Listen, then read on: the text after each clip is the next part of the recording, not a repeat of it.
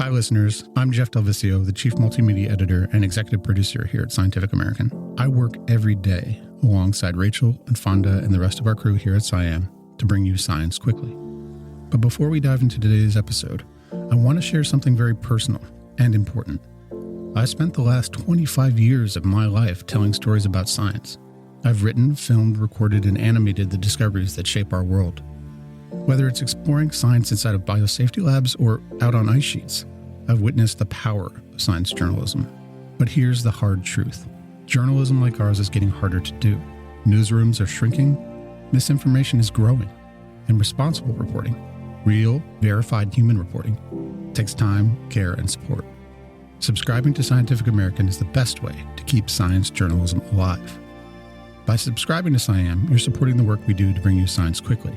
Please consider getting a subscription today at scientificamerican.com/getsciam/science quickly. As Thomas Jefferson once said, if a nation expects to be ignorant and free in a state of civilization, it expects what never was, never will be. I know we all want to live free, so let's keep learning together.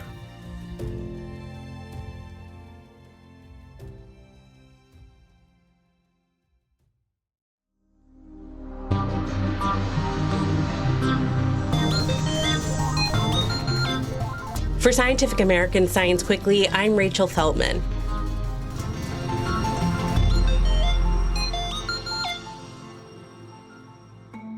Research suggests that anywhere from roughly a quarter to more than a third of people with a vagina will contract bacterial vaginosis, or BV, at least once in their lifetimes. It involves an imbalance in the microbes that grow in the vagina, with pathogenic strains beating out healthier bacteria. It's not usually a serious condition, but it can put people at higher risk for contracting HIV and other sexually transmitted infections. Now, some researchers are arguing that BV itself should be treated like an STI. Those researchers are my guests today.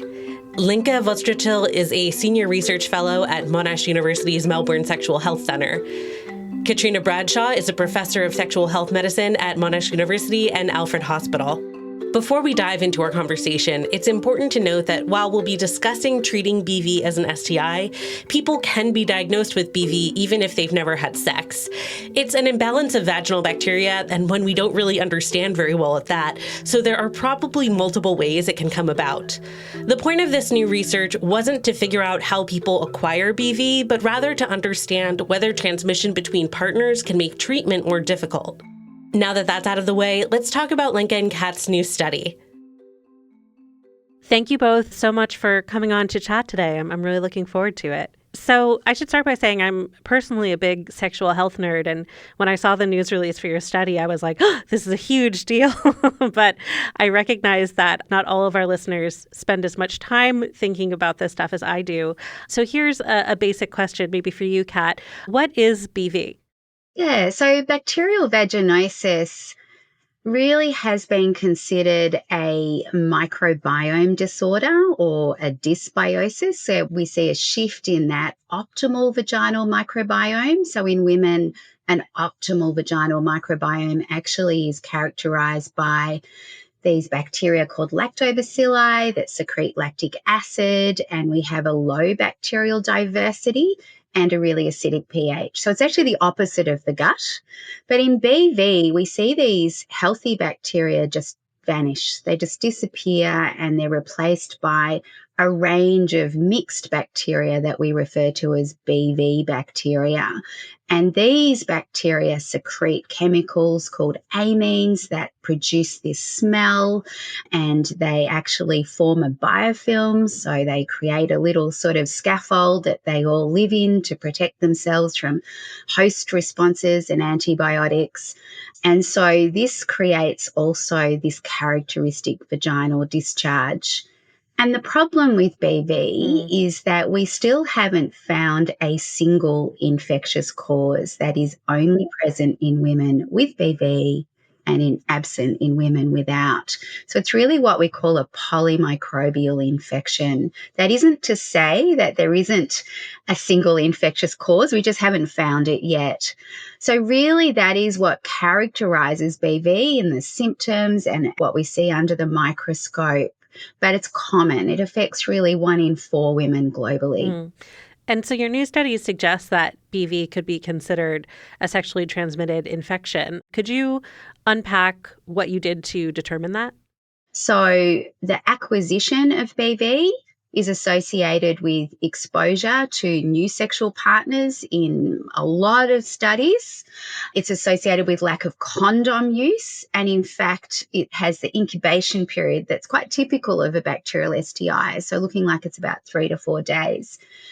And conversely, what one sees is that when a woman is treated, her rate of treatment failure or recurrence is actually really high, astonishingly high. If you follow women for 3, 6 months, 12 months, you see more than 50% get their BV back again. And in fact, this is even higher if a woman has a regular sexual partner. It's 60 to 80%. So it really speaks to a woman being reinfected, because if you had chlamydia and you are in a monogamous relationship and you do not treat that regular partner, your rate of recurrence is really high. So this profile was really evident to me for many years as a clinician, but then evident to us when we did our studies. And every single treatment strategy we tried that is directed solely at women, which is globally what is recommended, just treat women, really failed to improve cure. And then when Lenka did all the detailed analyses of our trials, this one factor just kept popping out each time. Regular partner was very much driving treatment failure. So this finally got to a point where we felt we needed to do a treatment trial. So, Linka, could you tell me a little bit about the study design and how you were able to show in the first place that BV had this profile that resembled an STI? Yeah, sure. So we've conducted many studies over multiple years to acquire this body of evidence that Kat has just told you about. So we thought it was time to revisit partner treatment. And there were partner treatment trials that had been conducted before, predominantly in the 80s and 90s. And all of these partner treatment trials, very few of them improved cure for women. But in around 2012, there was a great review written by Supriya Mehta, and that really highlighted that the failure of these trials was likely due to the limitations of the trials and shouldn't be taken as evidence that sexual transmission isn't occurring. And another big thing in these trials, and another one since then that was well designed, was that they all used an oral antibiotic in the male partners of women with BV. But since these trials have been conducted, there was a big body of molecular evidence showing, and this is where they use genetic sequencing, DNA sequencing, and what researchers, including us, have found is that the bacteria that are associated with BV are located in 2 sites on the male penis as well. So inside the urethra, which is the tube men pee through, and also on the penile skin around the outside of the penis. So we decided that we needed to try 2 different antibiotics to target the 2 different sites of carriage of these BV organisms. So in our trial, and we ran a couple of pilot studies before we did the main trial, we used this dual therapy approach for men, and we recruited women with BV. They were in monogamous relationships with a male partner, and we used this concurrent dual therapy approach for couples and treated them for a week at the same time. And in our pilot trials, we found that this had an effect on the BV bacteria in men and women. Then we had to conduct a randomised controlled trial to further strengthen the evidence that we were seeing. And this is where we randomised couples to either getting partner treatment or to the current standard practice, which is female-only treatment. We aimed to recruit 342 couples to this trial. And we followed couples for over 12 weeks to see if the partner treatment strategy had a beneficial effect or not. But in fact, after we had 150 couples recruited, the data were viewed by an independent data safety monitoring board. And what they told us is that we could stop the trial because one of the two groups was what we call inferior or superior to the other group. And in fact, we then analysed the data and showed that the partner treatment group was significantly improved cure for women. Yeah. So I know that sometimes labeling something as an STI can be kind of controversial. There's so much stigma around them. I mean, back when we had our big Mpox outbreak here in the U.S., it was mostly spreading via sex between men. And there were a lot of think pieces about whether it would be harmful or helpful to start talking about it and labeling it as an STI. Have you faced any of that same kind of pushback? What I would say as a clinician, and from also, our group has conducted quite a lot of qualitative studies, is that bacterial vaginosis is not an insignificant condition. It is a condition that is associated with considerable distress for women. It has very significant impacts on women's quality of life, including their relationships, and it is associated with a very broad range of complications. It increases women's risk of catching sexually transmitted diseases, HIV, of transmitting HIV, of preterm birth, miscarriage. So far, women are told that this is just an imbalance of their bacteria, and they are given cycle after cycle of antibiotics. It's resulted for many women in a lot of distress and frustration with the healthcare profession. And so I think when we talk about, is it stigmatizing to call bacterial vaginosis or to actually identify that sexual transmission is key to the development and recurrence of BV, my answer is simply it is a balance. And it is doing women an enormous disservice to withhold that information. It is doing their partners an enormous disservice to withhold that information. And so it is important to actually call out transmission of BV, to be brave enough to do it. And I use the word brave because there is pushback about this. We are not saying that for women in a situation with highly recurrent BV, that sexual transmission is solely responsible for their ongoing bacterial vaginosis. We know that for some women, once they've acquired it through a transmission event, that they actually fail to clear it. And this is probably related to factors like dense biofilm and intrauterine devices, so foreign bodies that help bacteria persist. So our messaging is really that this trial has proven that sexual transmission of BV occurs. It has confirmed what we have known for years, that it has the epidemiological profile of an STI. It has also confirmed the results from studies and meta-analyses that condoms are protective against BV, which is a very helpful, empowering message for women and their partners in terms of prevention. But it is important to deliver that information in a sensitive way. So what we do with couples is we talk about exchanging and sharing bacteria. So we talk about exchanging good bugs and exchanging bad bugs. And we often start with analogies like sharing a glass of water or a drink bottle, shaking hands, kissing and having sex all results in exchange of good and bad bugs between humans. This is a dynamic process that happens all the time. And BV bacteria are some of the less optimal bacteria that can get exchanged during sex.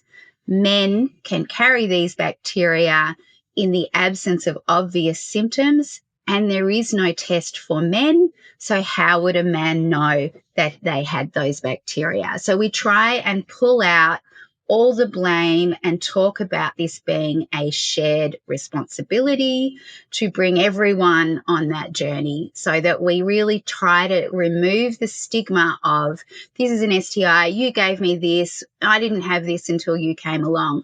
It's complicated, but then all things in life are actually complicated, or important things like this are complex. And on balance, I think it is far worse to withhold this information from women and their partners than to deliver it in a sensitive and thoughtful manner. Absolutely. What else are we still looking to understand about BV? What questions remain to answer?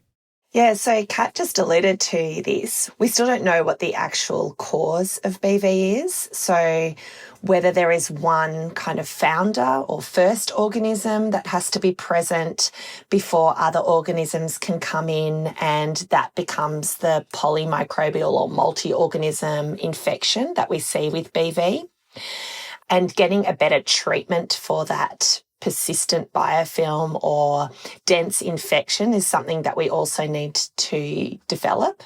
When we find that out, we can improve the diagnostic for BV and also make the treatment more specific to the bug that we can then attribute to BV, rather than using sort of what we call broad spectrum or broad antibiotics. Another thing that we still would like to uncover is there something that is transferred between couples that is driving that recurrent infection? So is there a specific organism that's sexually exchanged or sexually transmitted?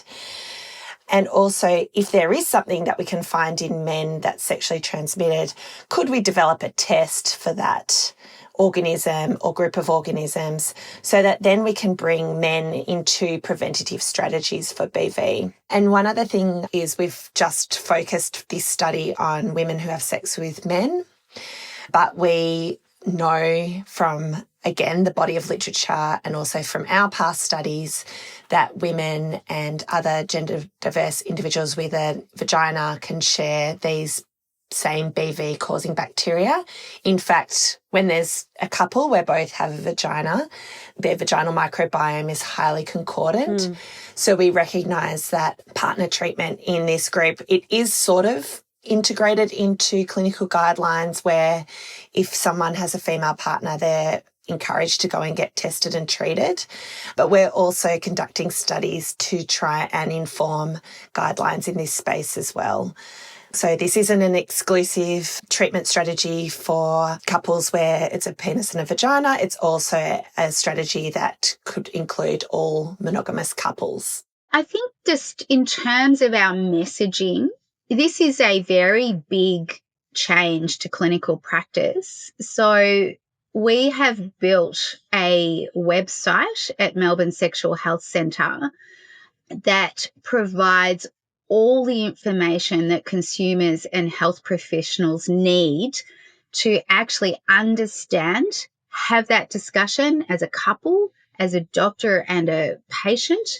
As a pharmacist dispensing, we've got animations of how to use the medication for men. We've got downloadable treatment instructions, and put it up for everybody to be able to access for free globally and to adapt it to their own needs, for their own populations, their own clinical services.